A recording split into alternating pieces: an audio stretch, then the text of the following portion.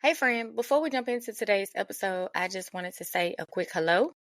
I'm Shedrica, the host of the Chronically podcast, and this particular episode is a little different. It's a pre-recorded conversation that I had with my friend Simi, and we sat down and we just talked heart to heart about relationships while living with a chronic illness and how lupus has changed the way we love, what we've learned through these heartbreaks, and how we're still learning to protect our peace and keep up with our standards. Because now we got standards, we're grown women. So this episode isn't polished or anything like that. It's just real. It's a vulnerable space. And it's just us, two women talking about our healing journey. So I hope this episode blesses you and reminds you that you are not alone. And I hope that you feel seen. All right, so let's get into it. Hey y'all, welcome to a special episode of Chronically Playing. I'm your host, Shedrica Shant'e, and today we're slowing it down and getting real with my girl, Simi Watson. Yes. And we're having a candid conversation, the kind that just feel relaxed and chill. And we're just going to keep it real today. We're going to talk about relationships, romantic love, sisterhood, boundaries, healing, and whatever we're choosing today, whatever we feel. It's no pressure, but we just really wanted to take y'all behind the scenes of relationships and building them and what that looks like for warriors just like us. So, what has love taught you lately, Simi? You know what? Love has taught me that it comes in so many different shapes and forms. Mm-hmm. Like, we have that idea of what we think it's supposed to be, but then people show up for us in so many different ways where it's just like, you might do love me a little bit, I'm learning to accept it in so many different ways, but it's taught me that there isn't a set like dynamic that we should follow by. It just comes in different forms for me. So I've kind of like let go of the expectation of what I thought, because I'm not the easiest person. It's a little touch and go there. But,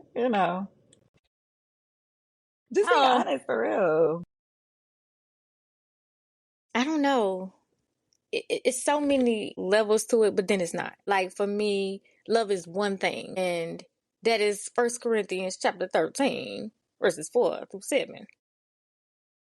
Okay. And if it doesn't look like that, feel like that, or align like that, I don't trust it. And but then it's like the human versus what God say love is and how he loves and that expectation Yeah. of people being able to do that. That's hard. Yeah. I feel like in a way I love in that capacity, or at least I go by that as my rule of weighing I love, Hmm. but trying to see that in other people, it just takes so much of Yeah. understanding. Like you got to understand, okay, well, they don't have that same belief that you have. They don't have that same background. They didn't have that same growing up Right. to do. They didn't have the same love language as you. Right. I don't know. It makes Yeah. it difficult to look at love through the lens of what I believe it to Hmm. be true for me, and then extend the same grace to others that may not share that same Right. process. Yeah. I mean, but I feel like for me, I'm not the most biblical person. However, I mean, right is right, right is wrong. Mm-hmm. But for me, it's like, I guess when we're looking at like what has love taught me, I guess it can depend on like who it's coming from, I guess. Because my expectations for love with family versus love from friends, it could be a little different there.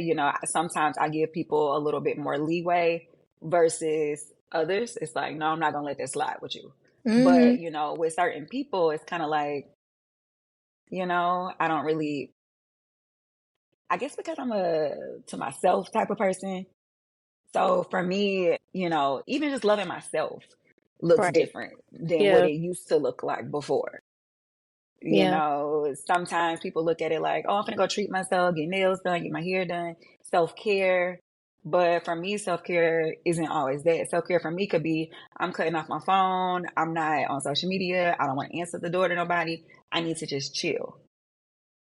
Sometimes that's how I love myself because I do so much for other people. It's like, okay, what are you doing for you? Where's your time?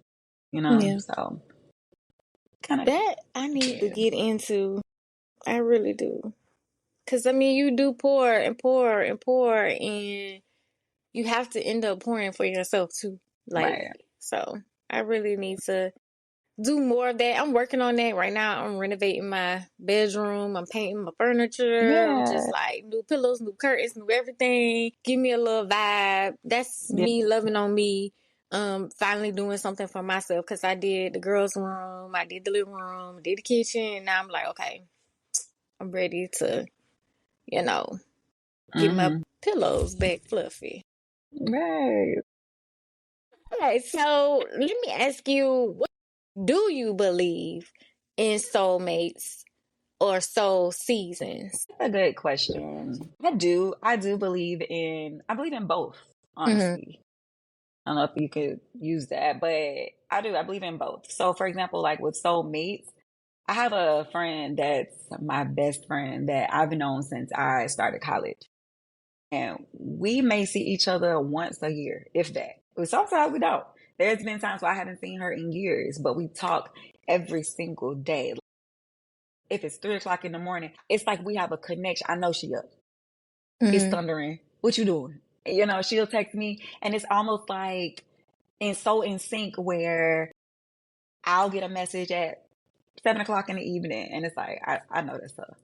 You know, it's like we have that connection where other people are like, "Dang, when the last time y'all see?" And when we see each other, it's like it's just all love. It's always been like that ever since we met each other. Bumped heads a few times, and it's kind of like I know that's how she is. She know that's how I am. I don't care. Like I said, if it's 4 o'clock in the morning and I'm asking her, would you still talk to me if I was a potato? And she's like, and she's going to entertain my foolishness. Like, that's just how we are. But Mm-hmm. I just feel like there have been friends that I've been friends with way longer than her, where they come and go. And it's just like, oh, that one, she's not going anywhere. That one's not, that. And then when it comes to like relationships, it's like, I feel like each relationship that I've been in has taught me something, has taught me plenty of valuable lessons. So it's like, okay, for this particular season, I needed to know what pain felt like. I never knew what sadness felt like before in my life. Things happen, you're like, oh, you get over it. But I've never been in a place where I've been deeply I can't pull myself out until, okay, I came across this, but it taught me how when this experience happens again, or if it, something comes close to that, it's like, okay, I know how to handle it now. I've never had to grieve before until certain situations happen. So I feel like each thing does come for a season, but I feel like some people are really here truly to stay. I love that you started with or you led with friendship. Like Yeah. that soulmate that you have, that connection is first friendship. I love that. Oh, yeah. I can't really say that I have that feeling when it comes to friends because I don't know. I always find myself saying that I'm just socially awkward. Like, but people gravitate to me, and I'm very open and I connect with people very well. Like, I'm very friendly. Like, that's not an issue of making friends, but I guess I'm weird because me and my sister, like, that's my soulmate. Yeah. Yeah. Like, I just feel like God knew I needed her. Yeah. And so it's kind of like, no offense to my other friends, but I don't need no friends. I got my sister. Yeah. Yeah.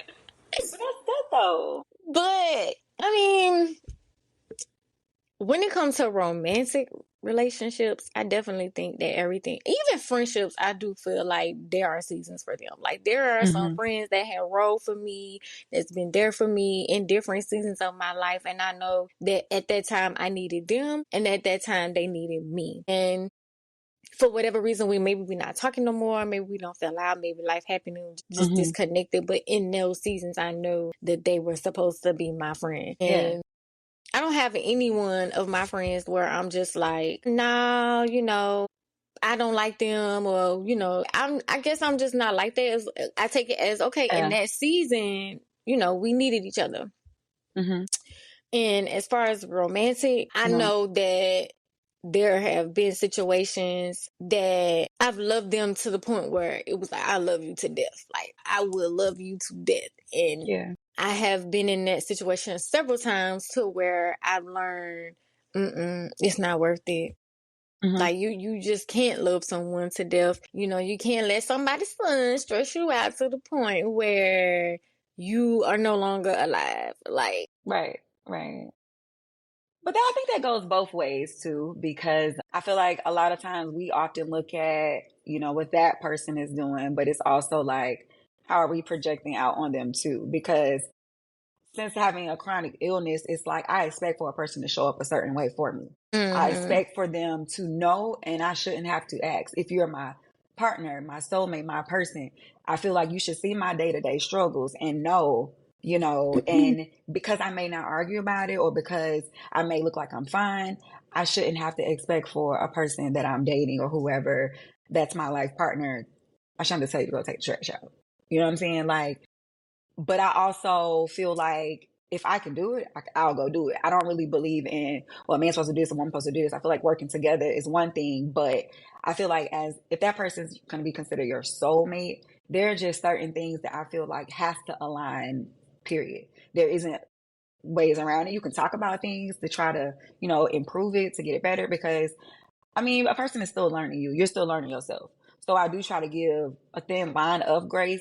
But I think with me, I get too comfortable with giving too much grace, and it's kind of like not even just with relationships with, my partner, or, with friendships or with family. I give way too much grace to the point where I'm burnt out, and I'll cut that connection off myself, and it can be something so small. And they're like, well, why are you acting like that over this? It's so minute, but it's like, it's not just that. It's this, it's that, it's this. And I just let it build up to where it's like, maybe you're not a good fit for me over the smallest thing. So I feel like sometimes we can be that person that have to look at ourselves and say, okay, am I being a little too much right now? Not necessarily changing who you are, but leaving a little bit of room, to give yourself grace, like how you give everybody else. I don't know. I think feel it what you're varies for saying. I me. feel what you're saying, but I'm not gonna be too much. And if I am too much, then I'm too much. And like, I'm just too much for you. Like, Right. and that's just what it is. And as far as Yeah. like the certain things when it comes to gender roles and this person should be doing this, I guess I agree with that to an extent. But I also have this view where I do want to be soft. I want to be a lady. I don't want to have to do masculine things. Right. I get If that. I got a man. I get Now, that. if I don't, cool. You know what I'm saying? I'm going to take the trash out. I'm going to put this bed together. We're going to put this vanity together. I'm going to call my friends. We're going to paint this wall. Like, I'm going to do what I got to do. But if I got a man, I want to You be a want that lady. done. Yeah. Like, I don't want to have to ask for that. I don't want to have to remind you over and over again. I don't have to, like, I need windshield wipers. I need you to put some gas in my car. Like, why? Like, you keep your stuff good. Like, make sure I'm good. Like, that is so annoying. Like, why I got to be in I there feel it. sweating, I feel hands it. swollen, trying to do, like, when you here. Because what else would you need to be there for? I get it. Okay, so what do you think about, like, I know me, I grew up very, I don't like to use the word masculine, Okay, I'm but sorry. I am, no, I'm saying for myself, like, but I know I am a little rough around the edges. I grew up with brothers. I had all boy cousins, I had brothers. So I'm a little rough. So it's like I have to look at it myself, like, are you giving this person the opportunity to be that, because I thought my mom was the type of mom that was like, she'll tell my dad, hey, I need this done. And he's like, all right, I'll get to it. He may not get to it right then and there. So she'll jump up and be like, you know what, don't worry about it. I'm gonna do it myself. And he'll be like, no. But now it's too late, because now she's pissed off because she done asked you to do it 3 times and you That's said, how I'm I gonna get am. to it. That's how So I she'll just am. do it. So for me, I'm at a place where I don't even like asking, because I grew up seeing that. So it's like, you know what? I can do this myself. I'm going to figure it out. I'm going to do this. So it's like, dang, do you even leave room for somebody to come in and sweep you off your feet? Or you going to say, hold on, put me down? Mm. And I think that's my problem for me. Yeah, because I don't like waiting either. Yeah. Like, I don't like waiting. I don't want to be on nobody else's time. Like if I Yeah. said, do this when I want done that. Because I feel like you ain't got to wait on me Right. to do something for you. So Right. why I got to wait on you to do something for me? Yeah. Yeah. And I think for me personally, because I am that way, it's like when I don't want to do something and I feel like they should do this, but it's like they don't even know to do it because you come in and you do A, B, C, and D. Oh, now you don't feel like doing E. They supposed to just step in and do it. And it's like, well, how do they know? Because you're always so, I got it, I got it, I got it. So I have to work on slowing down myself and allowing people to come in and help me because I struggle so bad with it. I Yeah, don't know I where that feel came you. from, I but that's feel you me really though. bad. I It's feel you bad. though. Especially when it comes to money. Oh girl, that gives me Yeah. so much anxiety. Like, Yeah. around finances, just even with a partner, you know what I'm saying? Like, I just be like, so gotta put my pride down. I gotta ask or I gotta say something because I be feeling like you should just know. You can see I ain't got my Yeah. nails done. Why I gotta tell you Right. I need my money? Like, Yeah. Yeah. so then I just go without it or I do it myself instead of just asking or saying that this is what I want. But I don't know. Because at the same time, I feel like social media has, made this thing of soft girl era so pretty and glamorous when it's really not that easy to obtain for Right. everybody. You know what I mean? So making that work for you, whatever that looks like for you, Yeah. and not Yeah. go for the aesthetic of what everybody else think is soft. I agree. I feel like social media has its hand in so many things.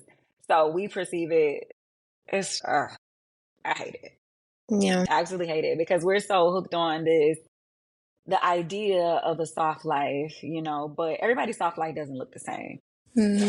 So I guess we could definitely start there because what does soft life look like for your person? To me, I feel like a soft life, because I feel like men do need that too. They don't always have to be show up hard and it's like, okay, I want you to be able to relax. So if you don't work overnight, 12-hour shift or whatever it may be, I don't want you to have to come home and say, I'm hungry. I need something to eat. You know what Oh I'm saying? I yeah, want I yeah. want the kitchen stocked. I want the food already done. But having a chronic illness, I can't always say, yeah, when you get home, food's gonna be done. Breakfast's gonna be ready for you. Like I can't always say those things. So it's like, okay, at least I wash the clothes, I fold them, I put them away, the bathroom's clean. But it's like I can't show up in every single area. And I feel like I beat myself up when it comes to that because I try not to let my illness get in the way of stuff, but in reality it does. And I feel like you just have to have a partner that does understand there are going to be days where I show up short. So let's get on the topic of choosing the right partner. Like, how do you know? Like, what are some things that you look for, or that are some green flags and red flags of like, no, that's not for me. That person is not gonna be able to understand what Yeah. I'm living with, how I'm dealing with it. I don't have many girlfriends, but I do have a few guy friends. And they've told me that my approach comes off so abrupt. I don't know if I do it as a defense mechanism because I have lupus and a slew of other things, but I lead with it. It's like you meet me, you Mm, see me, you're like, oh, she's a pretty girl. She got she in her bag. She doing this and that, and it's like, okay, cool. I don't off rip say, oh, I got this.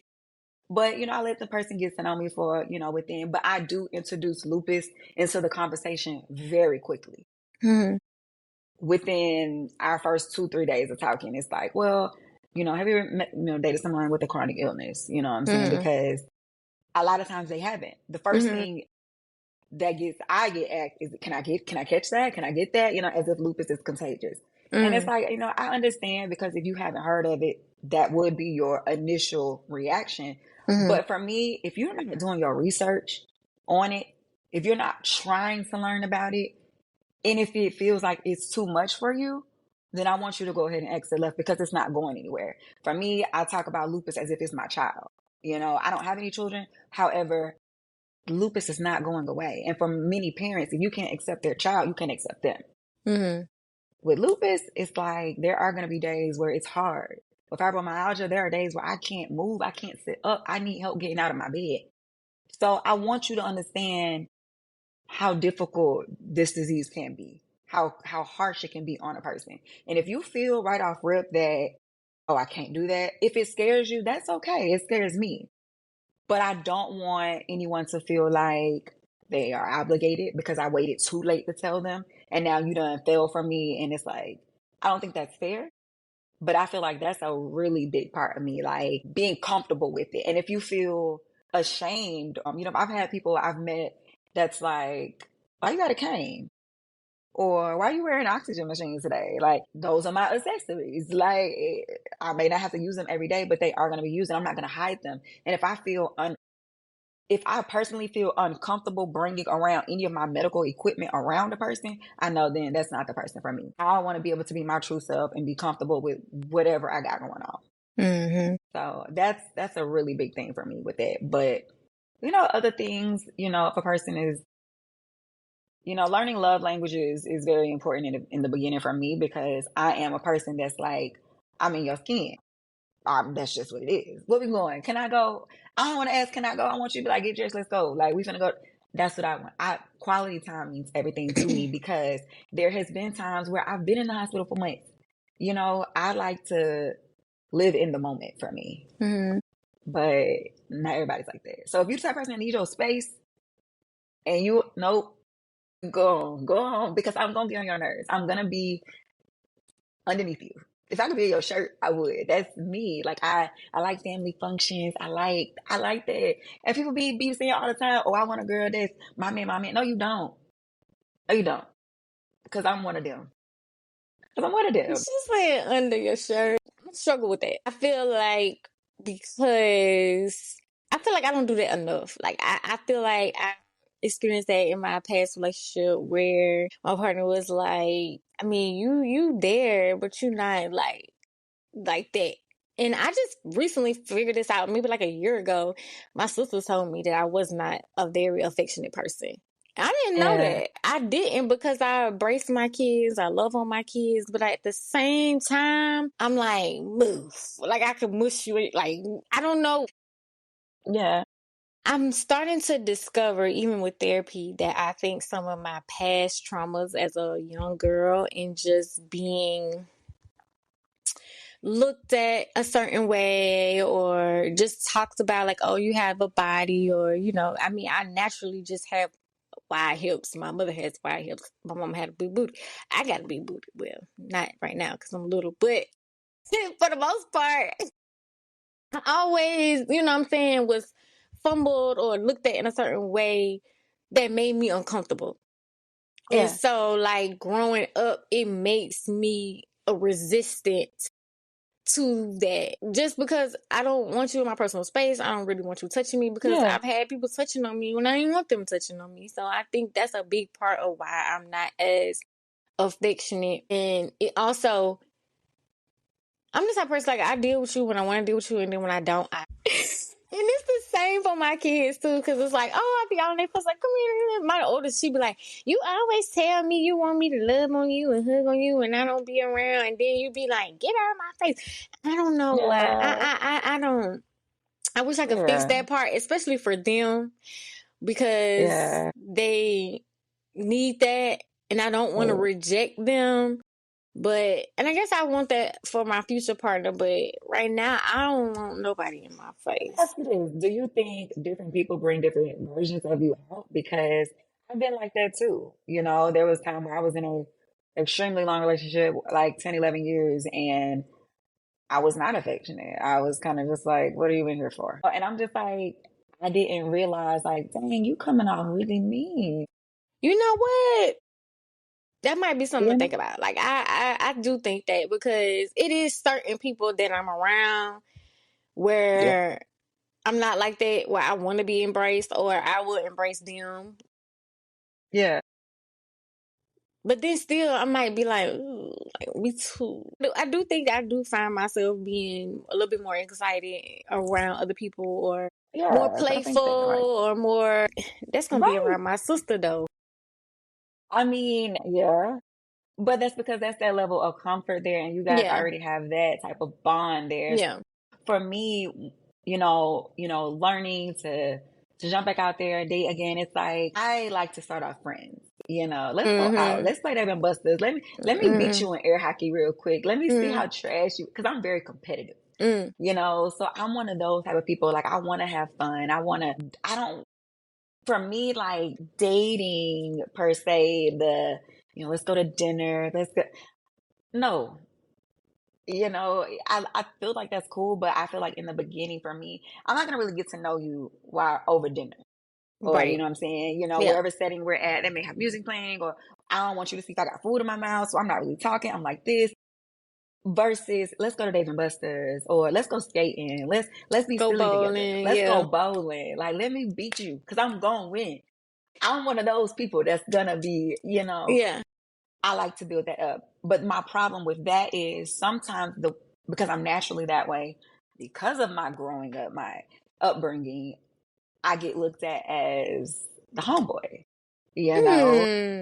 And it's Okay. like, dang it, did again. But at times, like, for me, it's like, I think I do that because I've had so many male friends that I didn't want them to find me attractive. I didn't want them to look at me in that way, because it's like, no, I want you as my friend. I want you to be my friend. So it's like when I am meeting a person where I am interested in, it's like, okay, how do you turn that off? Like this is not your partner. Like this is someone that you are interested in. But for me, I think having that friendship dynamic kind of changes things for me. And then I am able to be more affectionate, more playful versus just, you know, the Like I prissy can't fart in version. front of you. Hell, yeah. Cause I'm gonna do that. Excuse me. Excuse me, Right. don't walk past that. That's gonna stink. I don't care. Like, I'm gonna be free. I'm gonna be me. Yeah. And that's Yeah. just what it is.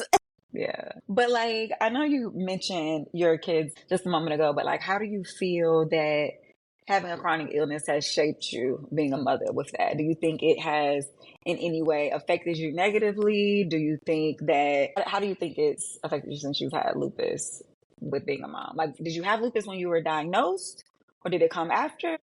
Well, I got my diagnosis at 20.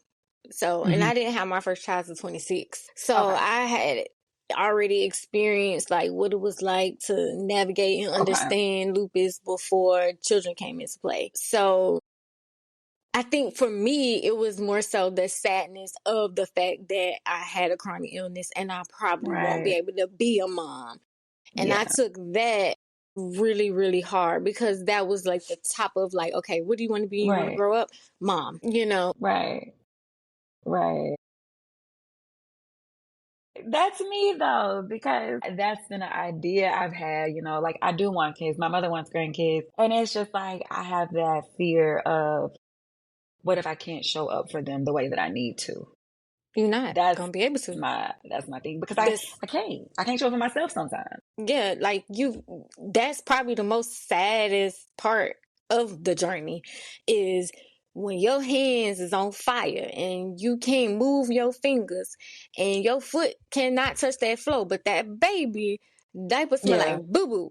What you gonna do? You know what I'm saying? Yeah. And if you don't have that support system behind you, you don't have the right Hmm. partner behind you to help you, it's a struggle Yeah. and it hurts. And then you're like, is this the rest of it? Like, am I going to be Yeah. well enough to be able to do the bare minimum? Like, Yeah. change a diaper. It was times where I couldn't walk, and I want to play, my baby want to play. But the thing about babies and what I've learned about mine, they are so sweet. They don't see what you see. They don't know what you know. You mommy. I could be Right. fat. I could be little. I could be sick. I could be in pain. I could be in full blown highs, no hair, boss, but they still kiss me the same. They still love me the same. And Right. that is a feeling you can't replace. That's a Right. feeling that you really can't get anywhere else. Yeah. But it's still Yeah. hard. Yeah. But, you create that safe place for them so they feel, safe with you. But what does emotional safety look like for you in relationships, like when dating and whatnot? Ooh, emotional safety is scary. That's what it feel like. Yeah, I agree. What it looks like varies based on the person, but I guess the basics would be that I can bleed, throw up, be hairless, be, Right, big, fat, small, swollen, and that I could be all of those things and you still think I'm pretty. That you right, still love me, that you still hold me as if I had on a full face of makeup, that you still want to touch me and make love, like all of that, despite this gonna make me emotional. Stop it! Don't you cry. Because at the same time, it's like you can have a person that do that and still cheat on yeah, you. And that agree. hurts. Because it's like I already got to navigate this and then I gotta navigate that Yeah, too. Like I already broke down all the walls and the barriers to be comfortable enough to be that with you. yeah, yeah, And now I gotta try to find that again. And then it's like, no, just accept it. You know what I'm saying? Let that be okay. You're not going to find somebody else to do right. that for you. And it's like, no, because I deserve someone that won't cheat on me, that Yeah, won't lie to me, that won't be unfaithful. And then it's like, at what point do you get to yeah, choose that for yourself without having to say, well, that's not that big of a deal. You know what I'm saying? yeah. Like, No, at it least he, definitely is. you know what I'm saying, help you out the bed and make you water when you see like, Yeah, I get it. I've been there and I've had the same responses back. But I think for me, that emotional safety net for me is like, if I'm telling you I'm hurting, I want to feel comfortable being able to express it. I don't want you to feel like I'm using it as a cop out or I'm using my illness as a reason for, because I don't feel like doing this or doing that. It's like, I don't like that. So if I can't have a safe space to tell you how I'm really feeling, I'm not. And then I'm going to mm-hmm. become closed off. And then I'm going to push myself away from you. And then I'm going to become self-conscious because medications has changed me in so many ways. I have had medicines that changed my attitude, that's made me very temperamental. I'm mean as a rattlesnake. I've had medicines that has caused me to gain weight. And now I'm like, okay, well, you liking this on Instagram. I don't look like that, Or even the or yeah, medicine that like, change your hormones where you not wanting hmm to be intimate. You know yeah, what I mean? To where, now you got to think about like, well, if I'm not doing these things, then he'll go find somewhere else. It's just yeah, man, you know what I mean? And then having to be with a man of color, like that's already rare to have in itself. And then the struggles that they go through. And I don't know, right, it's just too many yeah, complexities. So where it's be like, you know what? I'm gonna just be by myself because it's too much. I you think gotta, so? I think because I've spent my entire adult life in a relationship just because I wanted to have a kid so bad.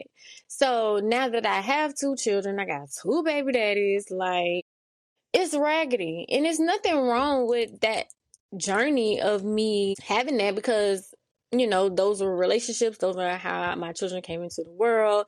Those are things Hmm. that I've learned. So I don't regret none of it. Hmm. But that don't make it less painful. Right, That don't. right.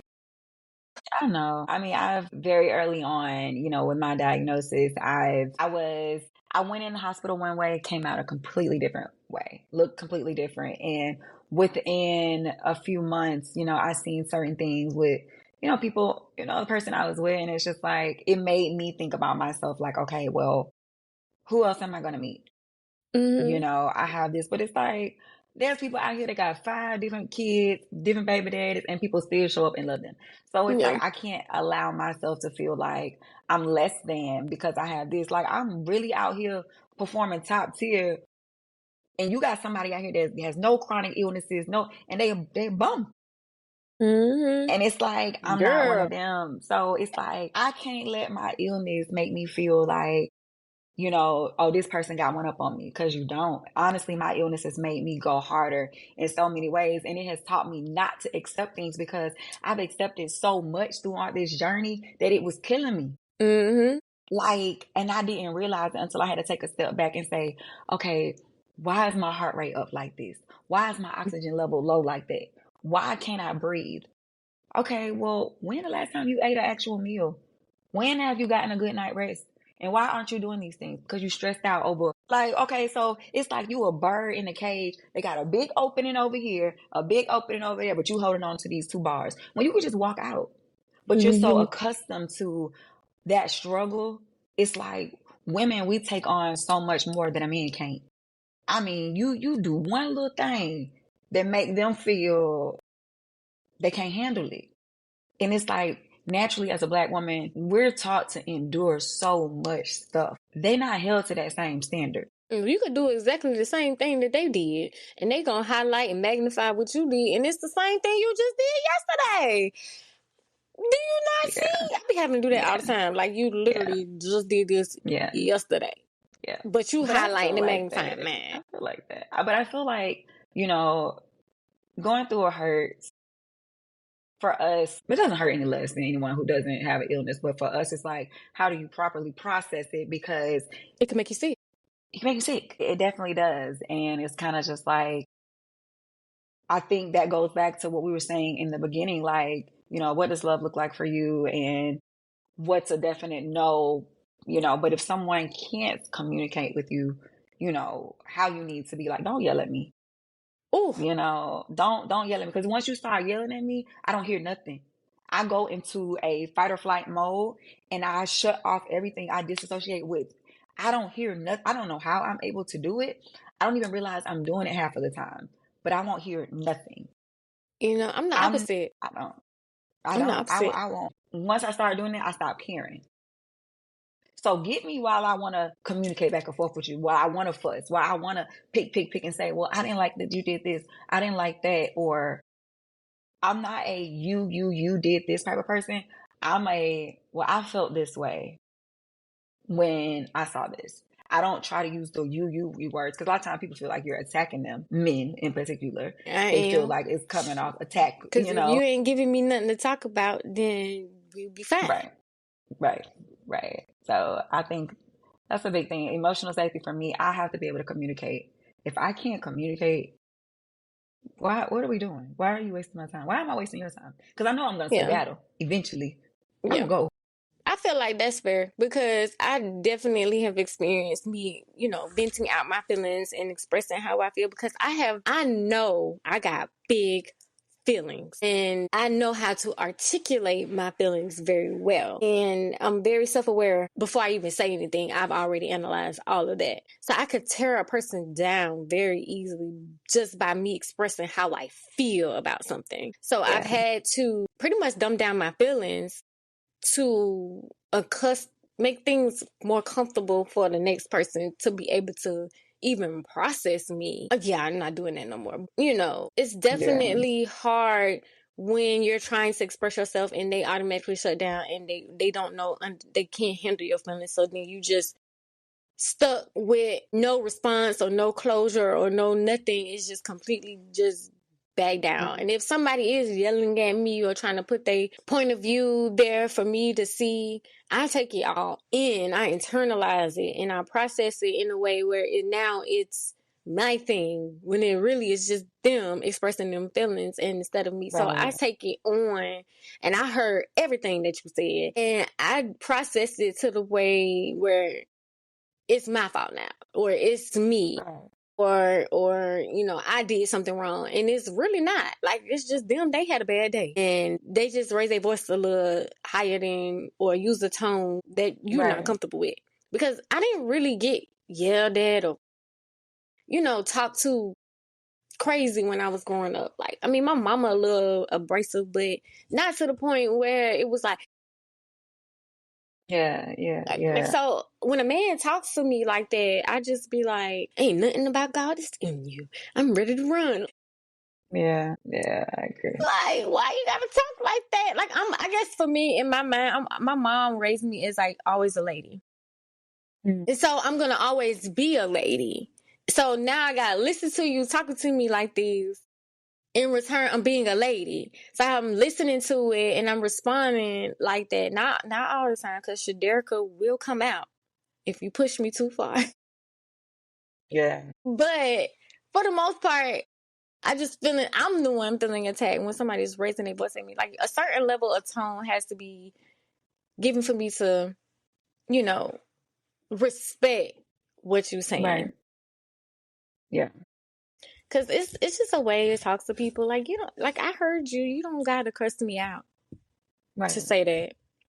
Like it's Right. just borderline disrespectful. Like I don't like talking like that, and I definitely don't one-on-one speak to me like that because I feel like, I don't know. I think I'm kind of want to switch gears, and because I feel like we put so much emphasis on relationships with, our romantic partner, but like with friendships and sisterhood, this might sound crazy, but for me, I don't think if I call myself your true friend, I'll let so many different things go by and slide, and to the point where it's just like I feel like I need to work on more so talking about things versus just cutting the person off. Because once I start to feel a way, it's just like I don't want to talk about it anymore. I don't care to talk about it anymore. yeah. But I just think like I don't know. I feel like since having lupus and having those real friendships have changed for me in so many different ways now.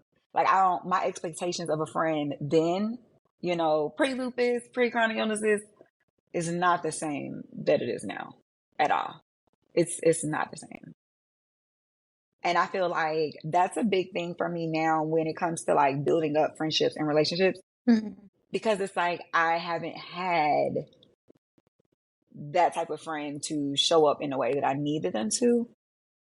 So it's like, for me, it's like, I guess I put friendships in different categories. Like, okay, well, this is going to be my friend for going out.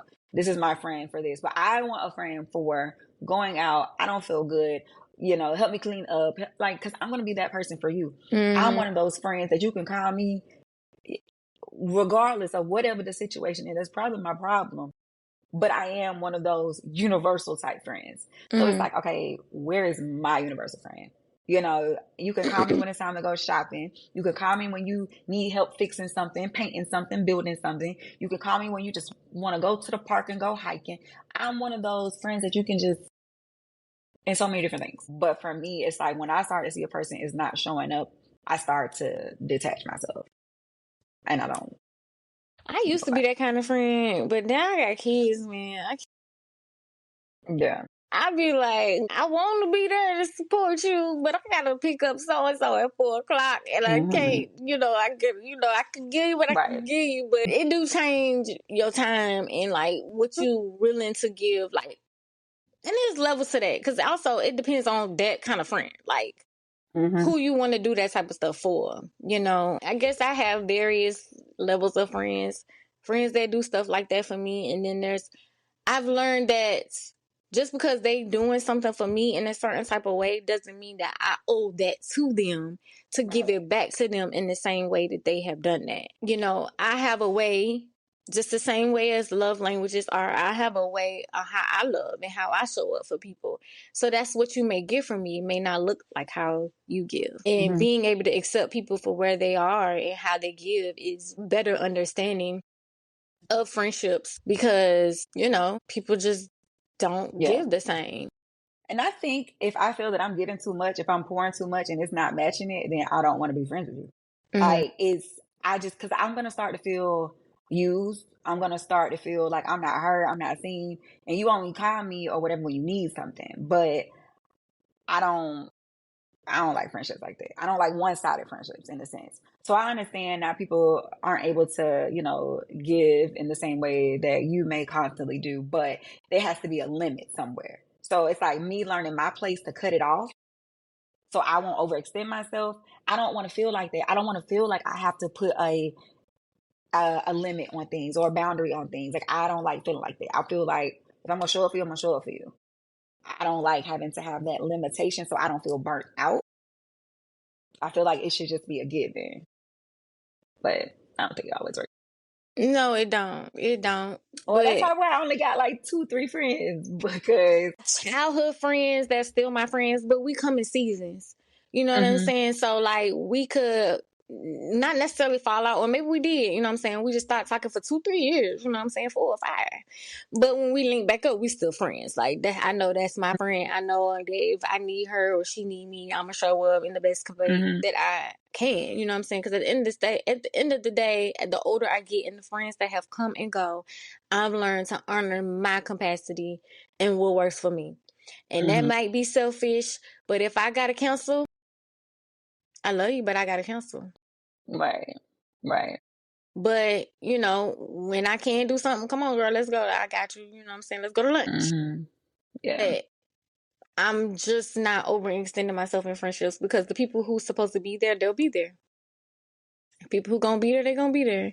And then again, I got my sister. No, let me stop. Get it. I mean, because I'm really close to my brother. My brother is, I'm close to my brother, so I get it there. But when it I get comes it to there. this community, that's different for me. When it comes to building friendships in this community, I've experienced nothing but great things. In the lupus community. I have not yet found a situation where I'm like, yeah, no, I don't like them. I mean, it's like one person where I could be like, okay, I don't really care for them like that, but I never actually met them to say I don't Hmm. like you, or Hmm. I don't know you enough to not like you. So a lot of these relationships are online based. So I can't say I don't like that person. But the Yeah. people that I check up on, or they check up on me, and they randomly just be like, "Girl, I ain't talk to you for a minute. How you doing?" You know what I'm saying? I ain't seen you on social media. You ain't post Yeah. no. You know what I'm saying? Like I appreciate those because Yeah. that's like, okay, you do see me. You know what I'm saying? Yeah. You are aware that I'm matter and whatever. I'm not just an online relationship to you. Hmm. You know what I'm saying? Or like, hey, I'm coming up to so and Yeah. so. Let's go. Like I appreciate that. Yeah. Because it has been so isolated, you Yeah. know, without having the same Yeah. people that understand what you're going through. Hmm. And just Yeah. even when it comes to the chronicpreneur space or just content creation and brain dumping Yeah. ideas and stuff like that, that's hard to find because not all my friends are trying to do businesses like that. So who Right. else I do you get it. talk to? So Yeah. I Yeah. really, really, really, really love my loopy friends right now. Yeah. I do too. I've met quite a few along the journey, and I've lost, a lot. Well, from lupus, unfortunately. And that's always scary for me because it's like, I built these relationships with these people and I watched their bodies, there's no other word but deteriorate over Mm-hmm. time. And it's just like, I hate it, but I have made a lot of genuine connections with a lot of people that I may inspire or they may inspire me. So I'm finna like, hey, what you like? I want to learn more. Give me, I like that. But I have had situations where I've came across people early on, made good connections, and then advocacy is a really big thing in our community, Mm-hmm. because a lot of people don't know about lupus or talk about it and things of that sort. But I've met people where we've started kind of at the same and we all get our different levels of success, and then it's kind of like you run into the ones that's like, well, they saw me do this, so now they're doing it. And it's like, it's only so many different ways that you could spread awareness. Yeah, I we have came and I met people that, I don't know, it's kind of like, I'm starting to grow, I'm doing these things. And it's like, you notice that change in a person when they see you. So it's just like, I hate that because the community we have is small. So And they're we always serve in going to the be same community. That's what right, I don't understand. Like, you got your right. thing, I got mine. But we serving the same people. So the fact that you even thinking I'm stepping on your toes is diabolical, but Right. whatever. Right. So it's just kind of like I've learned a lot through the journey, and it's kind of, I don't know, you come across people, you, like you said, some things are for seasons. You connect with them for that moment. You learn what you can, get what you can, and it's on to the next. It's just what it is. But I love the friends that I've came across and I have met. It's just scary for me at times because, Mm-hmm. even though we both have the same diagnosis, yours may be different than mine. Yeah. Sun doesn't bother me, but the sun may give you hives, you know? Mm-hmm. It does. See, things are different. It's very, very different. You got some people that, I'll tell them like, don't follow me for advice when it comes to taking medication. Mm-hmm. 'Cause I'm gonna do what I want, Mm-hmm. and it's been working for me so far. There are a lot of times I do a lot of research. Mm-hmm. I'm a really big avid researcher when it comes to medications because I know side effects are different from different people. Mm-hmm. But when I'm doing certain things like going to get my IV infusion, I'm like, hey, run some labs on me. They like, did the doctor order them? Mm-hmm. They didn't. But I'm going to draw this blood because I like to keep track of my own things because I'm noticing changes in this. I'm noticing this. So it's like, okay, what are you doing? How are you doing your own research to advocate for yourself? Right. I was just So talking about that I do on that a lot. live about you doing the work. Like you Yeah, you have gotta to. that we have access to the information. So You have to. yeah, You like have to. there is And when not people no see me way. doing it, Yeah. they're like, they'll take that from me. They'll see how I'm advocating, standing up for my doctor because I'll record doctor's appointments. Mm. I'll let like show they don't like it. It Mm. is what it is. But I could be in my appointment like this, and you don't even know that I'm recording you. But Right. I want other people to be able to hear how I'm using my voice. Right. They're saying, "Hey, we want you to try this," and I'm like, I don't even know what this is. Why we got to try this? Mm. Can't we try something else? I want people to hear me asking these questions. Mm-hmm. I want them to see me standing up for myself, whether I leave out in tears, because a lot of times I do. I'm Yeah. mad, I'm storming out, having a whole meltdown. But when I was told I had to get those IV infusions once a month, they wanted me to actually do the injections every week to myself. I was like, I'm not doing that. No, I'm doing that. no, I'm not doing it because I'm not that responsible enough to do it. I will forget. My brain fog has been so bad within the past few months. I'll be talking to you and be like, what was I just talking about? Girl, I forget And them I too. don't remember it. Like, so I can't say, oh yeah, every Wednesday at 7:30, I'm gonna give myself this shot in my thigh. No. Just schedule that appointment. I'll come and sit for 2 hours and get my medicine. It's okay. Yup, because you ain't got no turn. What if you ain't got time to be sitting there? You got to go to the grocery store. You got to drop that one. You got that one. Got to pick up. Right. Like Right. it changed. Because I Right. used to do the I bet. infusions when I first began, and then I was like, "Nah, just give me this." I do mine Yeah. in my stomach. Oof. I ain't got time. See, when I was fatter, I say bigger. Let me use a better word. It was bigger. It wasn't that bad. You just go boop and keep moving. But now that I got a little thin, I don't got that Yeah. much to pinch, so it do Yeah. hurt now. I bet. And that's how I feel, but I don't know. It's just been a journey meeting these people. I recently just lost a friend to lupus this week, and that was hard. That was somebody I've been friends with 10 years on this journey. Yeah. And I've watched her use her voice. I've watched her go through so many different obstacles. And it's like, okay, you got this, girl. Like, you just got your kidney. You doing this. Mm-hmm. And I'm like, I'm rooting for you. I'm in the Mm-hmm. back. I'm in the corner shouting for you. And then I see lupus is like coming back again. It's like, Mm-hmm. oh, you think I was done? I'm going to show you. And it's like, That's so sad. and you have to watch that. And it's just like, okay, how do you process this now? Yeah. I don't know. I don't think that's something I will ever get used to. So that's the Yeah. only hard thing for me is making relationships in the lupus community or any chronically ill community. It's just like, I've had a friend, she was waiting for a set of lungs and she was in the hospital for a long time doing her makeup. Like, she became this hospital girl online. And she finally, when those lungs came in, she was about to get them and she ended up getting the infection and she couldn't. And then she ended up passing shortly after. And it's just like, how many Mm-hmm. more am I going to keep adding on to this list? I don't want to be on that list. Yeah. But you can't run from it. Yeah. So that's the hard part for me.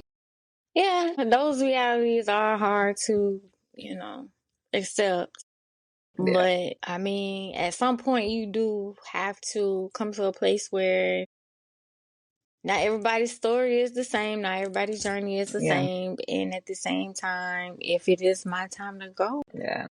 it just is. Because I feel like having that readiness or preparedness is so much better than just tragically gone. Like, that is, Yeah. you know, Yeah. harder. Yeah, I agree. This was such a great conversation. I hope that it gave you something to look at or be encouraged by Yeah. with how to check in with your Yeah. relationships, Yeah. boundaries, Well, all speaking of that. boundaries, since we're gonna wrap it up, what's the one boundary that you're proud to say that you've worked on to keep up?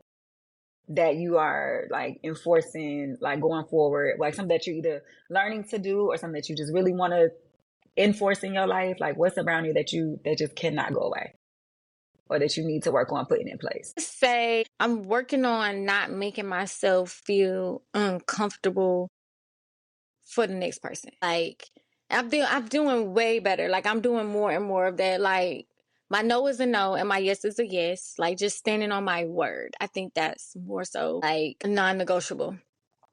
Like, and that's very hard because even when it comes to me right now, no, I'm not currently dating, but I just got out of a relationship and that relationship still means something to me. But I said, no, I'm not going to allow this certain type of behavior to be done to me, and having to Mm-hmm. stick with that after you've already said no, you know. Right. But yeah, just not making myself feel uncomfortable or making myself small just to make somebody else comfortable. Like, Right. that's my biggest thing. Yeah. I would say for me, it's knowing when to walk away, Mm. because I struggle with that because I try Mhm. to see the potential in so many Mhm. things, and it's like, I can fix this, or we could, and it's just like, Mhm. Staying too long. walk away. When Like, why are God you? been gave you them team Yeah, red flags. like you want me to show you one more? All right, that last one I'm gonna show you. That's That's gonna be the one. yeah, yeah. So that's my thing. I feel that. This is a great Yeah. conversation. Got to do something else again. I'm here always. All right, you guys. Thank you for listening to the Chronically Plan podcast. And until next time, peace and be intentional. Bye. Bye. Thanks for listening to this episode of Chronically Plan. If this resonated with you, don't forget to subscribe and leave a quick review. It helps more women like us find this healing space. If you want to go deeper, book a one-on-one power hour, grab your faith-based journal, or check out my digital studio where I help women bring their visions to life. You can find all the links at chronicallyplan.com or connect with me on Instagram at Lupus Speaks. And remember, your belief is your foundation. Your plan is your anchor. And your next step is where the magic begins. And until next time, peace and be intentional.